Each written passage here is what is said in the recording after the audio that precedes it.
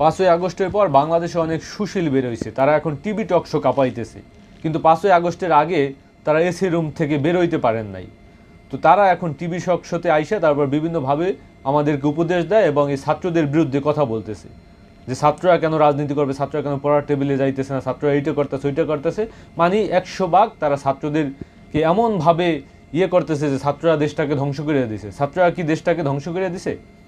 যেই দেশটা ধ্বংসের পথে ছিল, ধ্বংসের মধ্যে ছিল, সেখান থেকে এসে এই ছাত্ররা দেশটাকে বাঁচাইছে। এখন ছাত্রদের বিরুদ্ধে আপনারা লাগিয়ে গেছেন। সুশীল সমাজ, আপনারা আসলে বাংলাদেশের প্রতিনিধিত্ব করেন, আপনারা ভারতের প্রতিনিধিত্ব করেন। এই ভারতের প্রতিনিধিত্ব, ভারতের যে আগ্রাসন সেটাকে টিকিয়ে রাখার জন্য এখন আপনারা ছাত্রদের বিরুদ্ধে বলতেছেন যে না, ছাত্ররা যদি নেতৃত্বে আসে তাহলে তো এটা হয় না, ছাত্রদেরকে যে কোনোভাবে হোক প্রতিহত করতে হবে। তাদেরকে আপনারা বিভিন্ন জায়গায় বিভিন্নভাবে একটা ছোটোখাটো ভুল করলেও সেইটার এমনভাবে চেপে ধরছেন যে এরাই